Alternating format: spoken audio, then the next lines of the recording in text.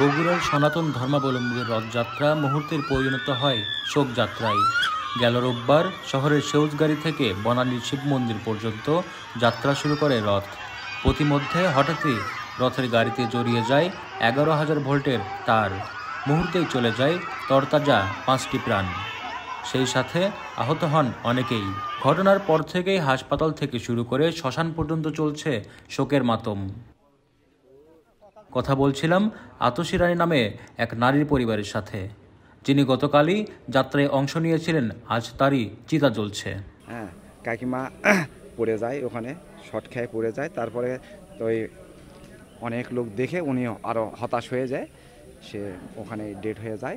আর মেয়েটার হাত পুড়ে গেছে, এখানে অনেকটাই ক্ষতি হয়ে গেছে। সে এখন একটু সে ভালো আছে, কিন্তু তার পরিবার খুব নিডি। যারা এই রথযাত্রা, যে এই রথটা কোথায় যাবে সেই লাইনটা ক্লিয়ার আছে কিনা, অবজারভেশনে কিছু দোষ আছে, যে কারণে এই দুর্ঘটনাটা ঘটছে আজকে।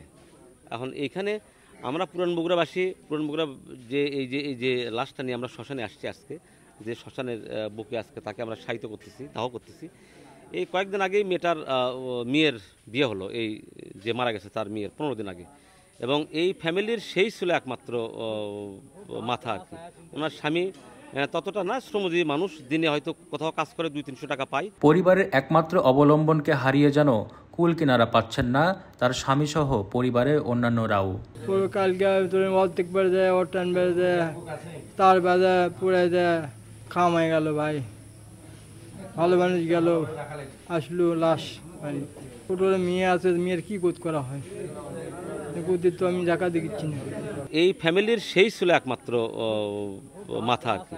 ওনার স্বামী ততটা না, শ্রমজীবী মানুষ, দিনে হয়তো কোথাও কাজ করে 200-300 টাকা পায়। আর এই মহিলাটা, সেও একজন শ্রমজীবী, সে কিছু টাকা পয়সা দিয়ে এই সংসারটাকে পরিচালনা করে। এই বিয়ের পরে এমনি দিশেহারা। গতকালকে রথের মেলাতে, রথের এখানে এই উৎসব মুখর পরিবেশের কারণে এই লোকটা চলে যায় কাজে, আর মহিলা ওর বাচ্চা সহ, ছোট বাচ্চা সহ এই রথযাত্রায় যায়।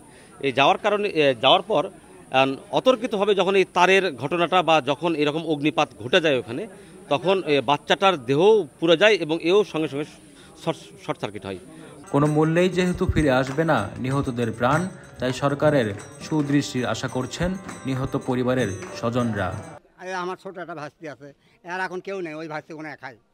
এই বাঁচবি কীভাবে, এই বড় হবে কীভাবে, এক বিয়ে শাদী দেবো কীভাবে, এক মানুষ হবে কীভাবে, এই ব্যবস্থাটা আমরা না সরকারের কাছে আমরা আবেদন করছি।